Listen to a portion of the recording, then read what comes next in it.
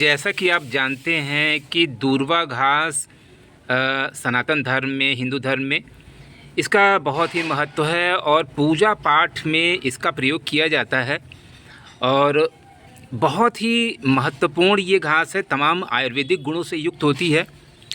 लेकिन दोस्तों, बहुत से लोग ऐसे होते हैं जो दूर्वा घास उनको चाहिए तो लेकिन पहचान नहीं पाते हैं कि आखिर में दूर्वा घास कैसी होती है।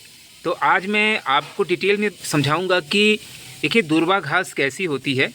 तो आप ये सामने देख रहे हैं, यही है दूर्वा घास। और कोई भी घास को जो पतली इस तरह मिलती जुलती हो तो बहुत से लोग कंफ्यूज हो जाते हैं और उसी को दूर्वा घास समझ लेते हैं। तो आज मैं कुछ ऐसे तरीके आपसे शेयर करूंगा कि आप बड़े आराम से पहचान लेंगे कि दूर्वा घास कैसी होती है। तो ये देखिए, दूर्वा घास वैसे तो आपको आसपास खुले मैदानों में भी मिल जाएगी उगी हुई, लेकिन इसको मैंने गमले में लगा कर के रखा हुआ है। ये देखिए, एक गमला है और गमले में इसलिए लगाया है ना कि कभी पूजा पाठ में जब ज़रूरत पड़ती है तो कभी कभी खोजते हुए भी ये मिल नहीं पाता है। तो अपने यहाँ गमले में लगी हुई हैं तो बहुत से लोग मांग कर के भी ले जाते हैं। तो सबसे इम्पॉर्टेंट चीज़ है कि अगर कहीं बाहर से इसको तोड़ कर के लाना हो तो कैसे पहचाने कि यही दूर्वा घास है। तो आपको मैं कुछ ऐसी बातें बताऊंगा, कुछ पॉइंट्स बताऊंगा जिससे बड़े आराम से आप पहचान जाएंगे। तो दोस्तों, आप वीडियो पर बने रहें और सभी बातों को ध्यान से सुन लें तो आप बड़े आराम से दूर्वा घास को पहचान पाएंगे।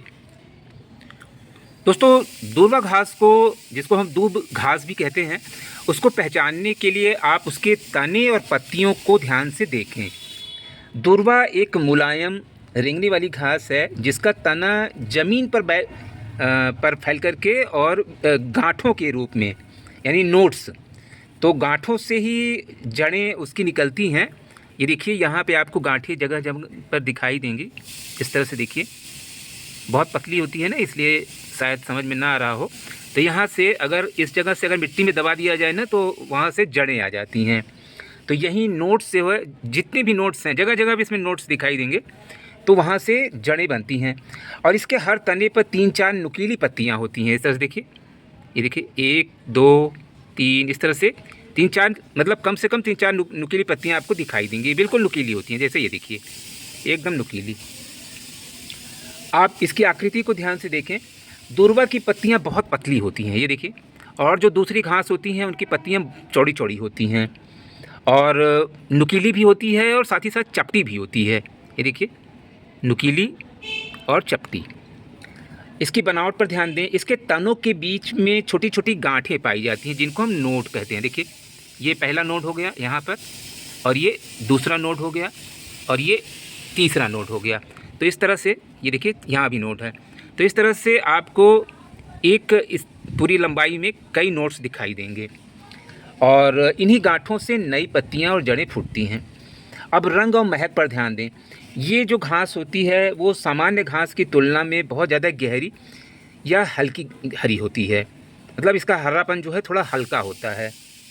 और इसे तोड़ने पर, अगर इसको आप तोड़ करके ऐसे मसल लें अगर ना, तो एक हल्की सी सुगंध आती है, आपको भीनी भीनी सुगंध आपको मिलेगी, है ना। और अगर आप दूर्वा को खींच करके उखाड़ेंगे तो यह बहुत तेज़ी से दोबारा उगाती है। इस बात को ध्यान दें, क्योंकि इसकी जड़ें मिट्टी में बहुत मजबूती से फैली रहती हैं। तो एक जगह से अगर आप उखाड़ देंगे तो उसकी जड़ तो उसी में रह जाएंगी और फिर से वहीं से वो दोबारा उगाएगी।